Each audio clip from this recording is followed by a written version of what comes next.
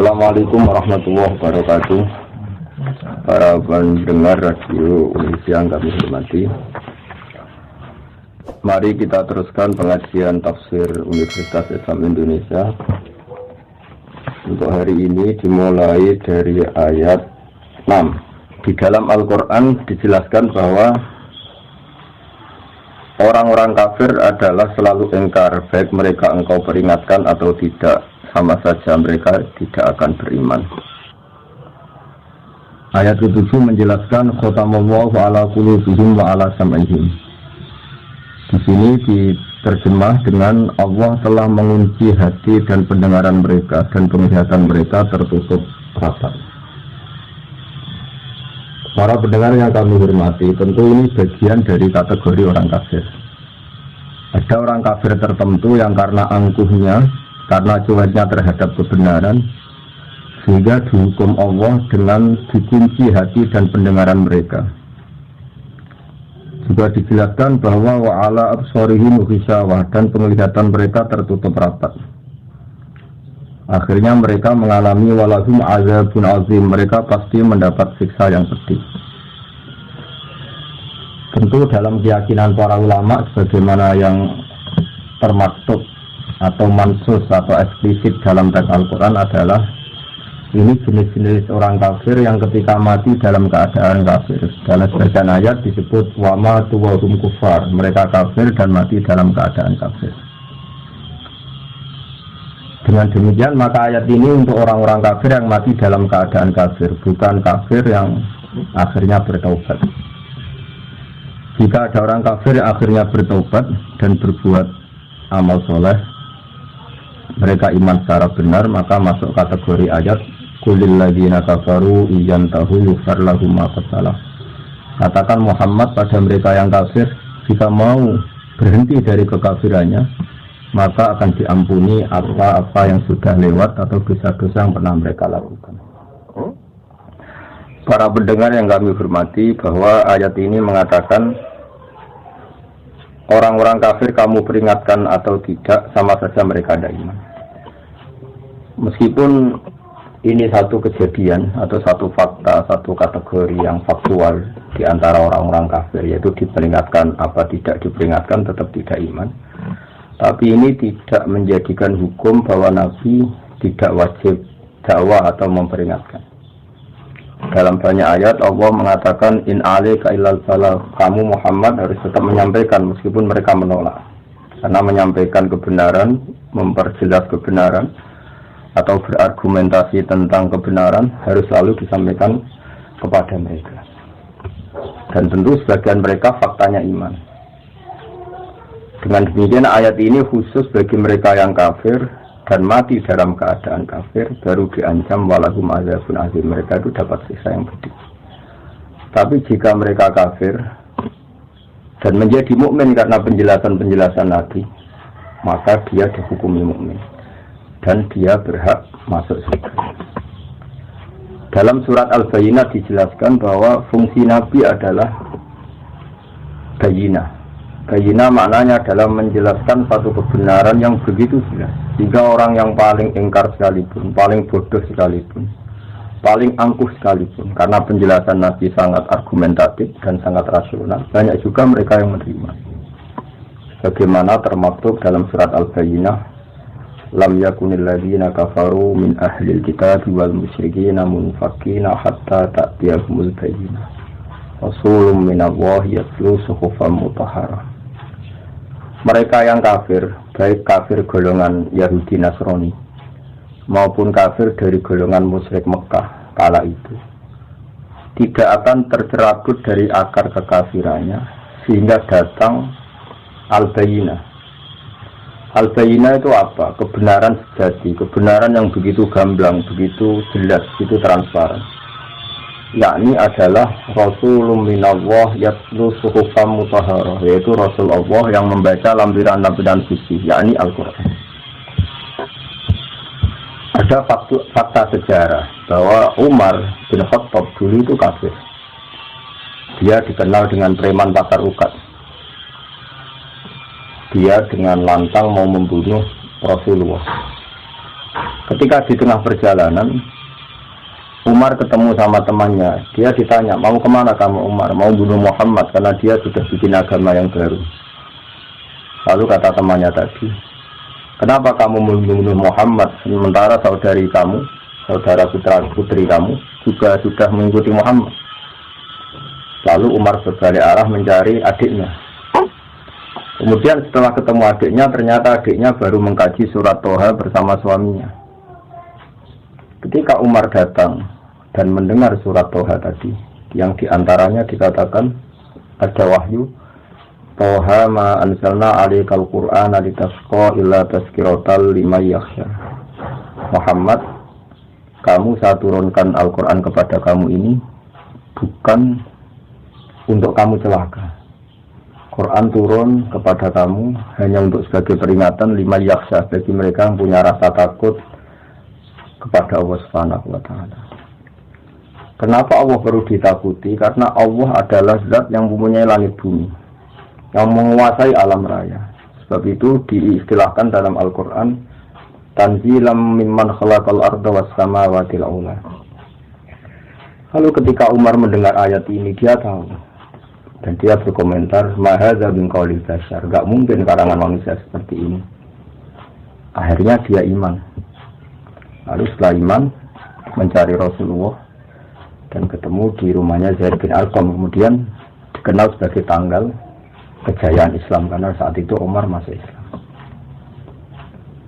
Dengan fakta-fakta seperti ini, maka ayat 5, ayat 6 dan ayat 7 adalah khusus orang-orang kafir yang mati dalam keadaan kafir.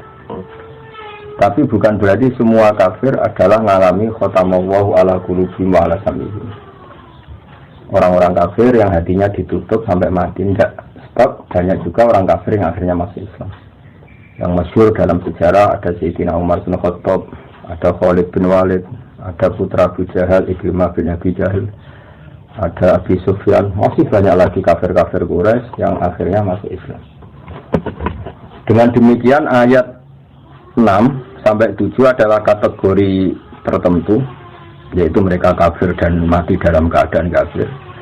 Sementara orang-orang kafir yang akhirnya masuk Islam, baik secara individu kayak Sayyidina Umar, kayak Sayyidina Khalid bin Walid, kayak beberapa sahabat, juga di akhir masa kenabian Rasulullah sebelum beliau wafat, tepatnya peristiwa Fathu Mekah, ketika Mekah dikuasai Rasulullah, adalah ada gelombang di mana orang kafir secara massal masuk Islam, yaitu yang disebut dalam surat Fatah, idza jaa nasrullahi wal fathu wa ra'aitan nasa yadkhuluna fi dinillahi afwaja. Jika telah datang pertolongan Allah dan telah datang juga kemenangan-kemenangan kamu atas musuh-musuh kamu Muhammad, dan akhirnya kamu melihat, bersaksi, melihat langsung, wa ra'aitan nasa, kamu melihat para manusia, para orang-orang kafir, yadkhuluna fi dinillahi afwaja. Ra'aitan nasa yadkhuluna fi dinillahi afwaja. Kamu melihat manusia memasuki Islam, termasuk Islam dengan keadaan bergelombang-gelombang atau berjamaah-berjamaah. Dengan demikian jelas sekali bahwa kategori orang kafir adalah satu, orang-orang kafir yang mati dalam keadaan kafir. Ini yang kena vonis di neraka selamanya, walahum azabun azim. Ada orang-orang kafir yang akhirnya Islam. Ini yang disebut dalam ayat qulil ladzina kafaru iyantahu yughfar lahum ma qad salaf. Katakan pada orang-orang yang kafir, jika mau berhenti dari kekafiran, maka dosa-dosa mereka akan diampuni. Lalu tentang kewajiban sawaun alaihim anzartahum am lam tunzirhum. Tentu kita sepakat bagaimana mansus atau eksplisit atau termaktub dalam Al-Quran, Nabi diutus Allah adalah untuk memberi penjelasan kebenaran.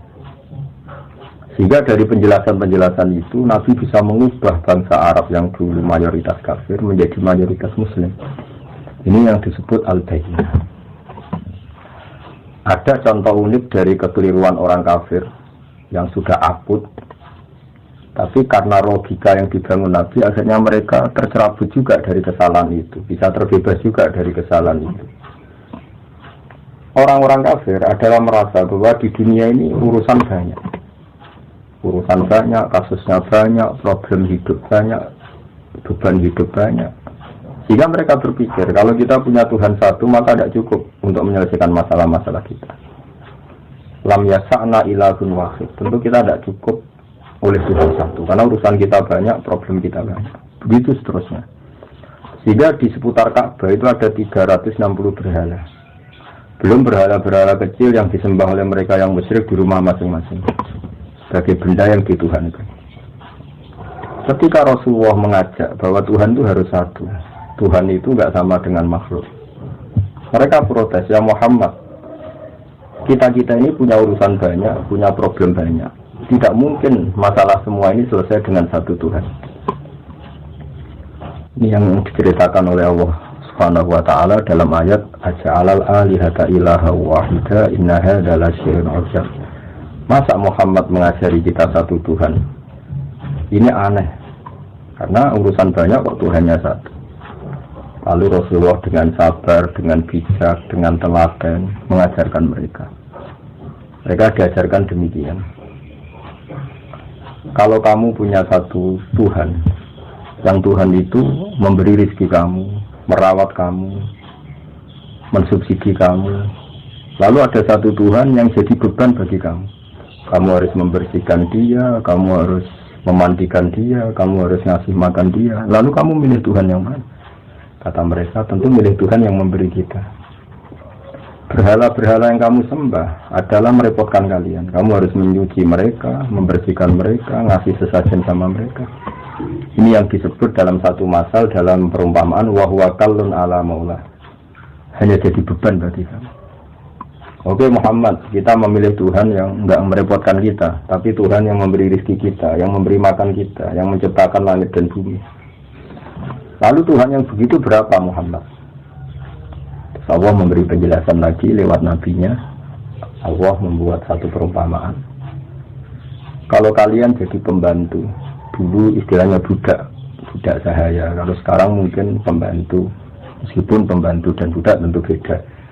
Tapi gampangan dalam perumpamaan begini. Kalau kamu jadi bawahan, kemudian punya majikan banyak, semuanya minta kamu layani, mereka semuanya minta perintahnya dilaksanakan. Mereka akan tersinggung dan marah besar kalau perintahnya tidak dilaksanakan. Lalu majikan Anda ini banyak, perintahnya beda-beda, seleranya beda-beda, semuanya tersinggung kalau semua perintahnya tidak dilaksanakan. Dengan kalau kamu jadi pembantu atau bawahan punya satu majikan. Majikan ini akhlaknya baik, tidak otoriter, perintahnya tunggal, dan hanya dia majikan kamu. Kamu milih mana? Punya majikan banyak yang berbeda-beda dengan satu majikan saja. Lalu orang kafir menjawab, tentu Muhammad kita milih satu majikan saja. Kata Rasulullah, begitulah Tuhan. Tuhan kamu adalah nanti yang ngatur kamu, yang merintahkan kamu, yang bikin aturan. Jika Tuhan satu, maka nyaman bagi kita semua, karena perintahnya satu, dari zat yang satu, dan tidak ada rivalitas, tidak ada saingan. Ini yang dimaksud dalam ayat Dorobawahu matala rojulan fihi syuraka umutasakisuna wa rojulan salamal lirojul hal yastawiyani masalah. Coba Anda logika, Anda angan-angan, Anda pikirkan bagaimana kalau ada seorang lelaki yang jadi bawahan, kemudian dia punya majikan banyak yang seleranya beda-beda, yang perintahnya beda-beda, semuanya minta dilayani, semuanya memerintahkan untuk ditaati. Tentu ini akan membingungkan sang bawahan karena perintahnya beda-beda. Lalu dibanding dengan satu pembantu atau bawahan yang punya satu majikan, lalu Anda milih mana? Mereka sepakat milih satu majikan. Akhirnya mereka sadar bahwa punya Tuhan banyak itu menjadi repot, menjadi problem, menjadi masalah. Akhirnya lewat kesadaran itu, karena barokah ajaran Rasulullah SAW, akhirnya mereka berkeyakinan dan menjadi tahu bahwa fa'alam annahu la ilaha illallah, bahwa memang Tuhan itu harus satu. Ini yang dimaksud al-bayyinah. Maka pemirsa yang kami hormati, pendengar yang kami cintai, kita jangan bosan-bosan membuat argumentasi ilmiah yang memastikan bahwa Tuhan itu satu. Dan Tuhan adalah ala kulli syai'in qadir. Ini yang dimaksud dengan al-bayyinah. satu kejelasan, satu kebenaran yang begitu gamblang, begitu jelas, sampai semua orang itu menjadi tahu. Ketika kebenaran begitu jelas, begitu gamblang, oleh logika yang paling sederhana sampai logika yang paling serius, ini disebut al-bayyinah. Sebab itu Allah mengajari semua nabi adalah dengan hujjah, argumentasi ilmiah. Maka dalam banyak ayat disebut wa tilka hujjatuna atainaha Ibrahim ala qaum. Ada keyakinan orang kafir saat Nabi Ibrahim bahwa berhala itu memberi manfaat.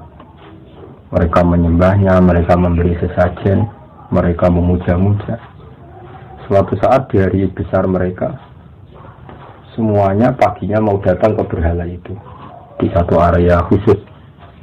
Lalu malamnya sebelum ada acara, Nabi Ibrahim memangkas semua berhala-berhala kecil dan kapaknya dicalonkan sama berhala paling besar.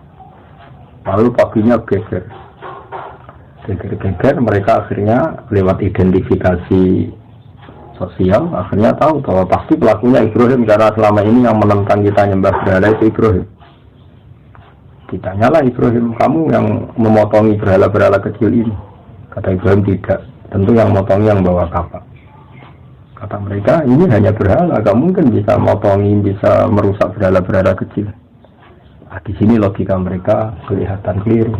Kalau kamu yakin nggak bisa motongi berhala-berhala kecil, kenapa kamu yakin dia Tuhan? Tuhan itu harusnya bisa melakukan sesuatu, bisa berikhtiar, bisa membuat langit bumi macam-macam. Ini hanya berhala. Akhirnya mereka sadar bahwa mereka salah. Ini yang disebut hujjah. Begitu. Para pendengar yang kami hormati, kita jangan bosan punya logika-logika atau argumentasi ilmiah yang menjadikan umat manusia selalu dalam keadaan tauhid. Ini penting karena iman hanya murni keturunan misalnya atau kultural setempat, ini masih rawan untuk diombang-ambing oleh fitnah atau oleh cobaan-cobaan non-muslim.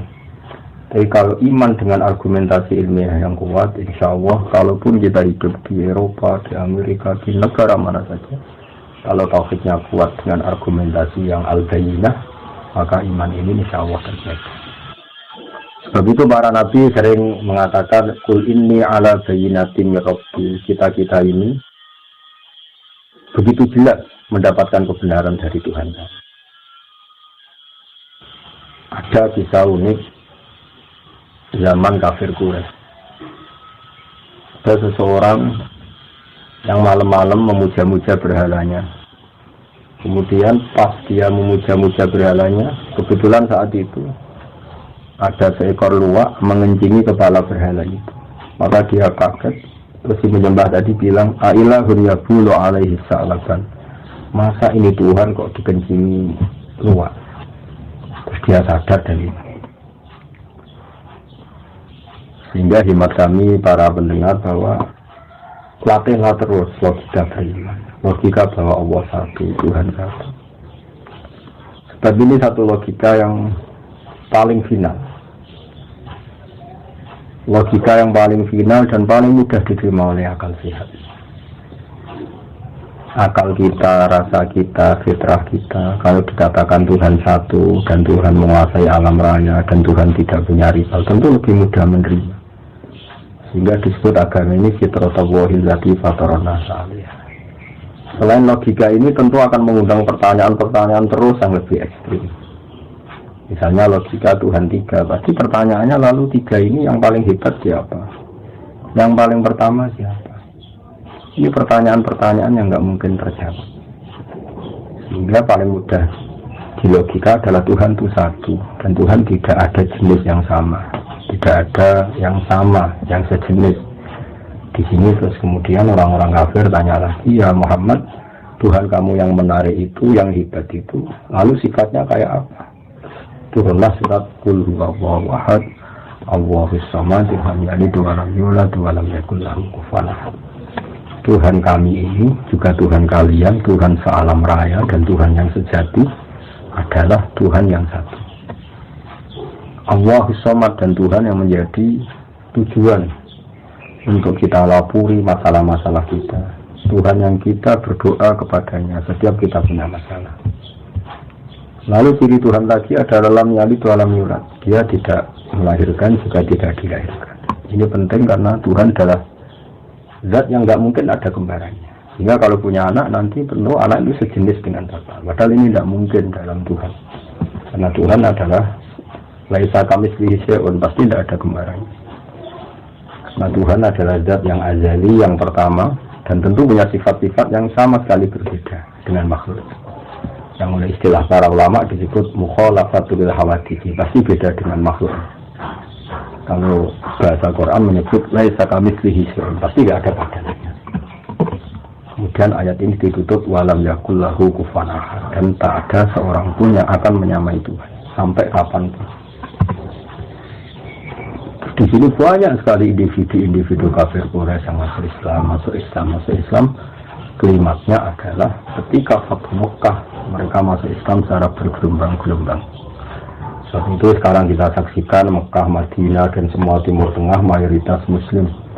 Ini barokahnya penjelasan atau al-bayinah atau argumentasi ilmiah yang terus diterangkan, dibawa-bawa, disosialisasikan oleh Rasulullah SAW. Sebab itu saya ulang lagi ayat 6 innal ladzina kafaru sawa'un 'alaihim a'anzartahum am lam tunzirhum la yu'minun.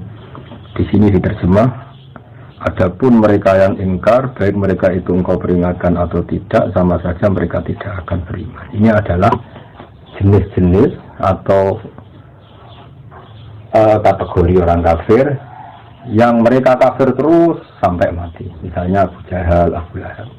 Tapi tentu ini satu jenis. Yang nanti ada jenis lain dari orang-orang kafir itu yang masuk ayat. Misalnya idza jaa nasrullahi wal fathu wa ra'aitan nasa yadkhuluna fi dinillahi afwaja.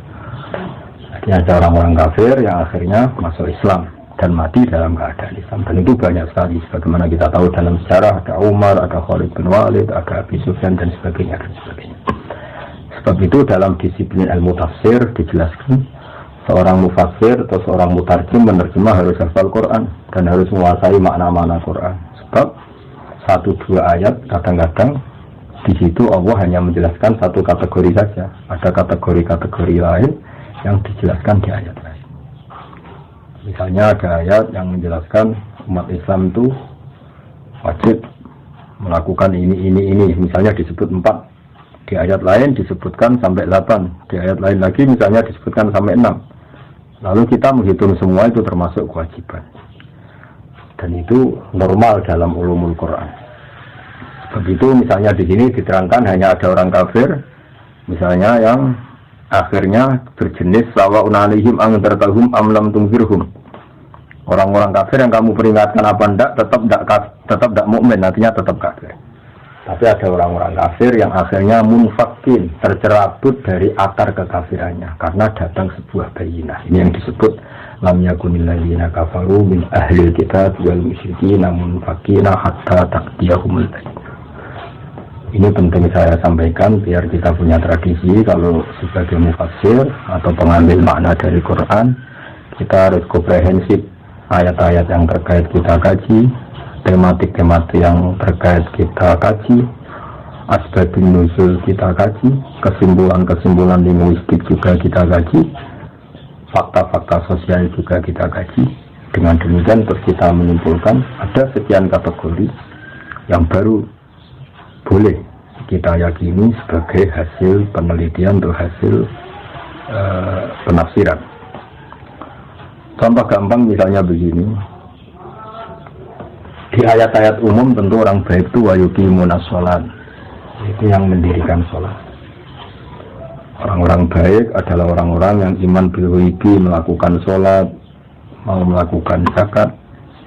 Kemudian di sini misalnya secara eksplisit nggak disebut haji, tapi nanti di ayat lain jelas di antara rukun Islam misalnya kita kena khitab, kena aturan wa atimul hajja wal umrata lillah. Atau misalnya di ayat lain dijelaskan walillahi 'alan nasi hajjul baiti man istata'a ilaihi sabila. Kamu ini kalau mampu wajib haji misalnya. Nah, kenapa ini di ayat yang berbeda? Karena memang Quran turun itu dalam durasi waktu 23 tahun. Ada masa di periode-periode Mekah Rasulullah hanya menjelaskan argumentasi tauhid. Makanya ini disebut ayat-ayat Makkiyah atau surat-surat Makkiyah. Kemudian di Madaniyah karena Islam sudah mapan, kemudian kewajiban-kewajiban Islam diterangkan secara eksplisit. Mulai zakat, bahkan kadarnya, nisabnya, aturannya, bahkan mustahidnya, siapa yang berhak menerima zakat, misalnya innamas shadaqatu lil fuqara dan seterusnya. Sehingga justru di antara mukjizat Quran, tingkat kesusastraan Quran adalah menjelaskan itu sesuai konteks. Sebab itu kita tidak bisa menyimpulkan satu Quran tanpa Anda harus hafal dulu semua. Kalau tidak, kamu harus mengikuti ulama yang hafal, yang ahli tafsir. Karena ayat ini menjadi komprehensif, menjadi lengkap kemaknanya setelah kita memperbandingkannya. Hanya tadi di awal Baqarah belum dijelaskan kewajiban haji. Tapi nanti di awal juz 4 misalnya ada kata-kata walillahi 'alan nasi hajjul baiti man istata'a ilaihi sabila. Di ayat lain sampai dijelaskan cara berhaji. Hanya kamu harus begini, kalau haji itu ada kemungkinan ifrad, tamattu, qiran. Kalau tamattu aturannya faman tamatta'a bil umrati ilal haji famastaysara minal hadi dan sebagainya dan sebagainya. Dengan warning dari saya demikian, saya mohon sekali bahwa ulumul Quran adalah ilmu yang sangat sensitif, yang sangat peka, karena Quran adalah kitab suci, panutan umat Islam. Maka sebaiknya seseorang jangan gegabah dalam menafsirkan Quran. Kalau kita tidak ahlinya, bisa merujuk ke terjemah Kemenak atau terjemah-terjemah keluaran Al-Azhar, keluaran konsensus para ulama yang kredibel, atau mengikuti ulama-ulama yang muktabar, yang kredibel, yang kapabel di bidang. Saya kira untuk pertemuan ini kami anggap cukup, dan insya Allah pada pertemuan berikutnya mulai ayat 8, yaitu Allah menerangkan tentang sifat-sifat orang munafik yang dimulai dari ayat wa minan nasi may yaqulu amanna billahi wa bil yawmil akhir wa ma hum bimumin. Mohon maaf atas semua kesalahan. Wassalamualaikum warahmatullahi wabarakatuh.